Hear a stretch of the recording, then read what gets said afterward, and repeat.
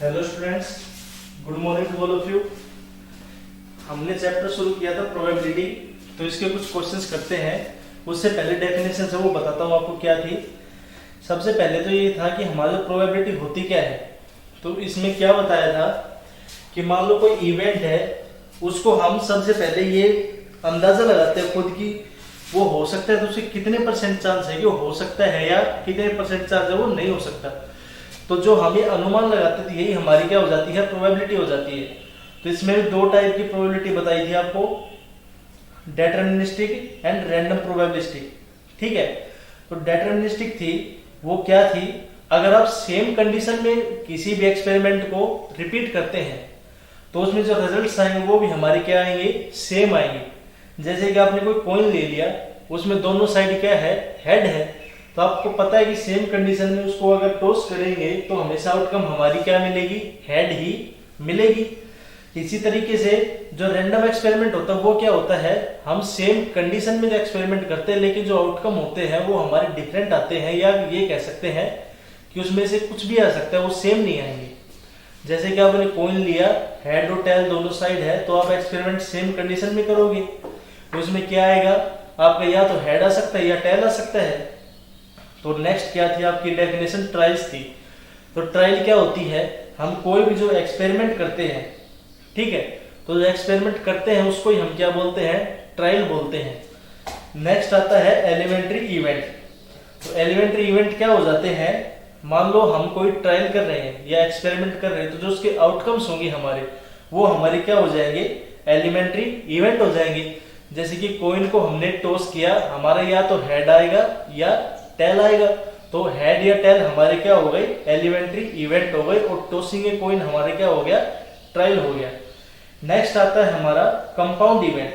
तो जो compound event होते हैं वो क्या होते हैं, हमारे दो या दो से ज्यादा पॉसिबल आउटकम वाले होते हैं, वो हमारे क्या हो जाएंगे किसी ट्रायल के, वो कंपाउंड इवेंट हो जाते हैं। जैसे आपने एक डाइस ली, ठीक है, तो डाइस में हमारे कौन कौन से नंबर आ सकते हैं, 1 2 3 4 5 एंड 6। तो हमने जो इवेंट है वो क्या ले रखा है, इवेंट क्या लेंगे हम, n, या ये ले इवन नंबर्स। इवेंट हम लेके चल रहे हैं इवन नंबर्स का। तो इवन नंबर हमारे क्या हो जाएंगे, 2 4 6। तो जो इसके हमारे आउटकम आएंगे वो क्या है, ये 2 4 6 दो या दो से ज्यादा कलेक्शन है, तो ये जो एक्सपेरिमेंट होगा इवन नंबर का, ये हमारा कंपाउंड इवेंट हो जाएगा। नेक्स्ट है हमारा अकरेंस ऑफ एन इवेंट। तो अकरेंस ऑफ एन इवेंट क्या होता है, हम कोई ट्रायल परफॉर्म करने लग रहे हैं, ठीक है, इसी में देखो हम जब डाइस है उसको थ्रो कर रहे हैं और हमें क्या चाहिए, इवन नंबर चाहिए। तो इवन नंबर चाहिए, ये कहे कि सम इज इवन, कि जो आउटकम आए उनका जो सम है वो क्या आना चाहिए, इवन नंबर आना चाहिए। इसका मतलब क्या है, मान लो आपके पास 1 आ गया और 3 आ गया, इनका सम क्या आ गया, 4। तो ये यहाँ पर कंडीशन है जो क्या करेगी, इसको सेटिस्फाई करेगी, इवन नंबर है। तो जो हमारे इस टाइप की जो कंडीशन हो जाएंगी, तो ये हमारे क्या हो जाएगा, इवेंट हमारा अकरेंस हो गया। तो ये इवेंट जो इस कंडीशन को सेटिस्फाई कर देगा 1 और 3, तो ये हमारा अकरेंस ऑफ एन इवेंट हो जाएगा। यानी ये जो प्रोबेबिलिटी हम निकालना चाहते हैं वो उसको सेटिस्फाई कर दे, वो हमारा अकरेंस हो जाता है प्रोबेबिलिटी का। नेक्स्ट आपको बताया गया था इंपेरिकल प्रोबेबिलिटी। तो इंपेरिकल प्रोबेबिलिटी क्या होती है आपकी, हमने कोई n ट्रायल्स की,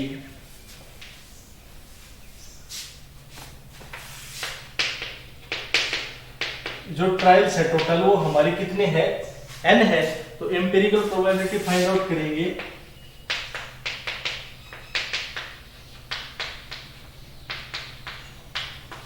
उसके लिए जो हमने एक्सपेरिमेंट है वो n टाइम्स परफॉर्म किया, यानी कि n ट्रायल्स हमने ली, ठीक है। कोई इवेंट हमें क्या चाहिए, इवेंट ए इवेंट चाहिए हमें, उसके जो आउटकम्स है, यानी कि ये कहे जो ए इवेंट है वो हमें कितने ट्रायल्स में मिला, इन m ट्रायल्स। भाई टोटल ट्रायल हमने कितनी की, n की।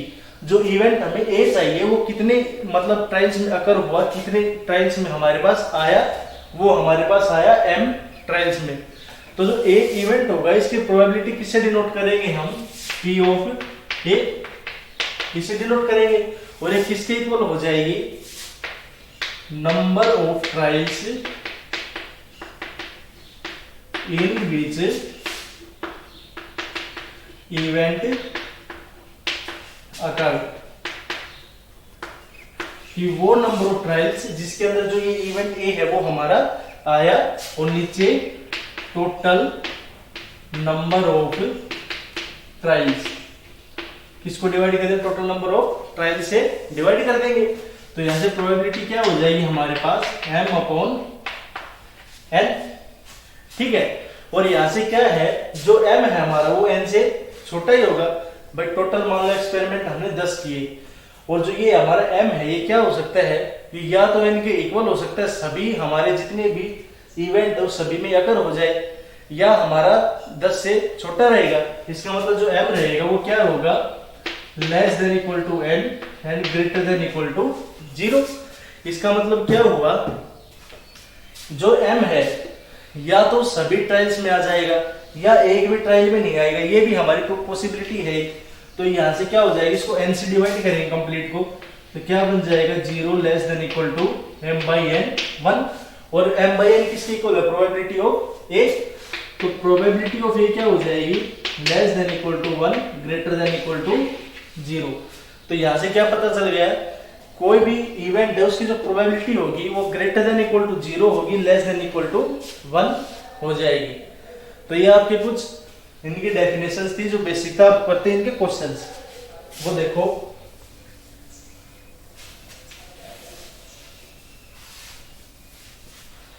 पहला क्वेश्चन है, a coin is tossed 500 times with following frequency of 2 outcomes. Coin को हमने टॉस किया तो टोटल ट्रायल्स हमारे कितने हो गए, 500। भाई हमने उसको 500 टाइम्स ट्रायल किया, और हमारे जो हेड है वो कितनी बार अकर हुआ, 240 टाइम्स। और टेल्स है वो हमारा कितना हो जाएगा, 260 टाइम्स। भाई एक्सपेरिमेंट परफॉर्म किया, टोटल नंबर ऑफ ट्रायल कितनी हो गई, 500। और उसके अंदर जो हमारा इवेंट ए है यानी कि हेड, उसकी आउटकम कितने टाइम हुई है, 240 टाइम्स। और टेल की कितनी हो गई, 260 टाइम्स। तो find the probability of occurrence of each of these events. तो जो दोनों इवेंट्स होंगे इनकी हमें प्रोबेबिलिटी फाइंड आउट करनी है। हेड को हम लेके चलते हैं ए, और टेल्स को लेके चलते हैं बी। तो जो प्रोबेबिलिटी ऑफ ए होगी हमारी वो क्या हो जाएगी,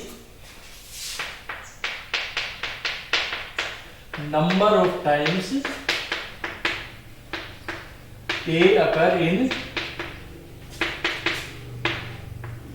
एक्सपेरिमेंट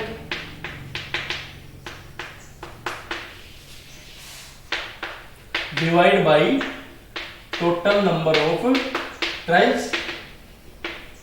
भाई प्रोबेबिलिटी ऑफ क्या हो जाएगी हमारी, वो सारे इवेंट्स जिसमें हमारा ए आया और डिवाइड बाय टोटल जो हमारे नंबर ऑफ ट्रायल्स है वो हो जाएंगे। तो यहाँ पर कितने टाइम्स आए ये, 240 डिवाइड बाई 500। तो ये प्रोबेबिलिटी कितनी हो जाएगी, 24/50। ठीक है। और इसको डेसिमल की फॉर्म में लिखेंगे तो ये क्या आ जाएगी, 0.48। तो प्रोबेबिलिटी ऑफ ये क्या आ गई, 0.48, और फ्रैक्शन की फॉर्म में 24/50। इसी तरीके से प्रोबेबिलिटी ऑफ बी क्या हो जाएगी हमारी, जितने टाइम टेल्स आया वो divide by total number of outcomes. तो इसकी प्रोबेबिलिटी कितनी आ गई, 26/50 और 0.52। तो ये आपका क्वेश्चन होगा, इस टाइप से आपको ये सोल्व करने हैं। नेक्स्ट है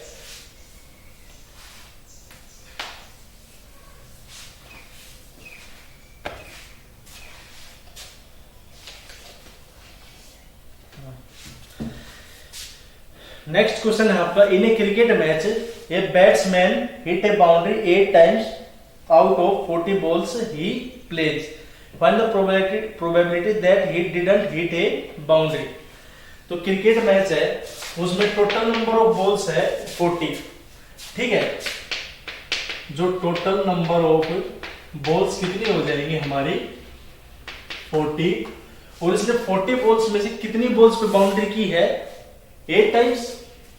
बाउंड्री जो उसने की थी वो कितने टाइम्स की थी 8 टाइम्स, यानी कि उसने 40 टाइम्स तो बॉल प्ले की है और उन्होंने बाउंड्री कितने टाइम की है 8 टाइम्स।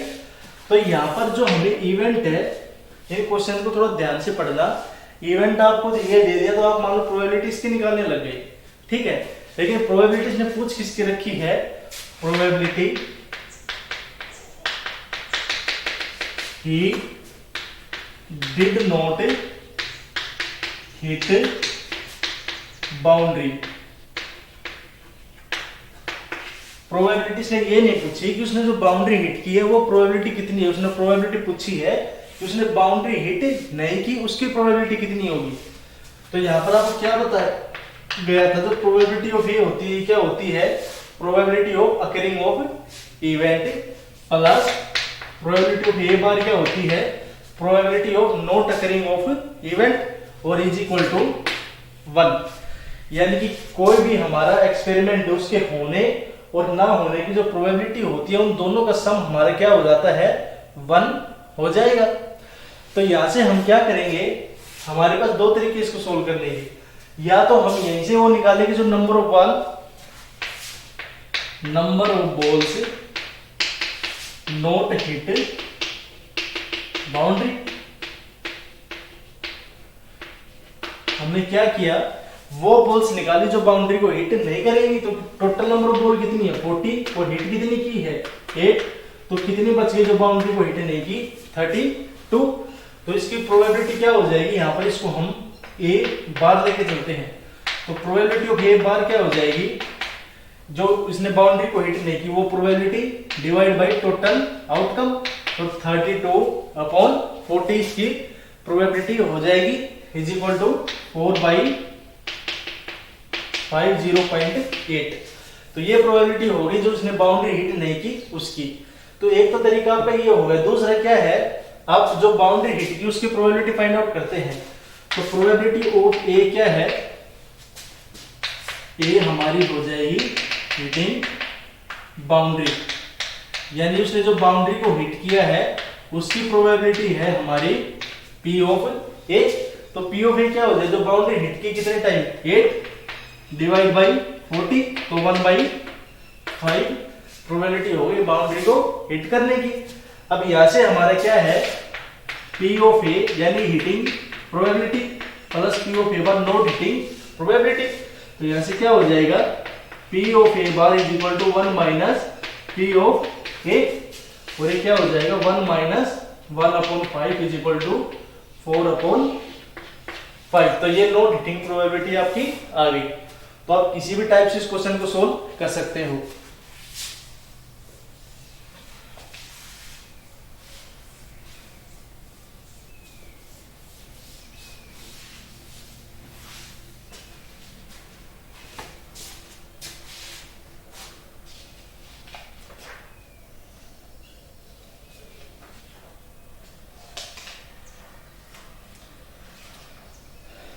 अब आपके क्वेश्चन मान लो परसेंटेज के फॉर्म में गिवन है, तो उसको कैसे सोल्व करेंगे वो देखो।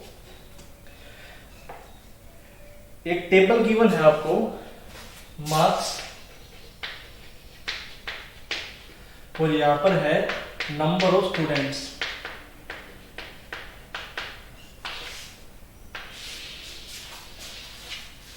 पहले मार्क्स गिवन है फिर नंबर ऑफ स्टूडेंट, तो ये क्या हो जाएगा 0 to 20, ठीक है, 20 to 30। नेक्स्ट जो मार्क्स की है वो हमारा कितना है 30 to 40, 40 to 50, 50 to 60, 60 to 70, और नेक्स्ट है 70 to 100। ये आपका मार्क्स का ग्राफ या ये टेबल गिवन है, और नंबर ऑफ स्टूडेंट कितने हैं 0 to 20 है, उसमें है 7, इसमें 20 to 30 में 10, 30 to 40 10, 40 to 50 20, नेक्स्ट 20 15 8। तो नंबर ऑफ स्टूडेंट हमारे ये हो जाएंगे, और जो टोटल नंबर ऑफ स्टूडेंट है वो कितने हैं, इनका सम करें टोटल स्टूडेंट 90।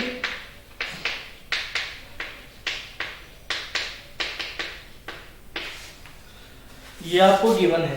तो find the probability that a student obtain less than 20% of marks. तो सबसे पहले प्रोबेबिलिटी बतानी है फॉर लेस देन 20%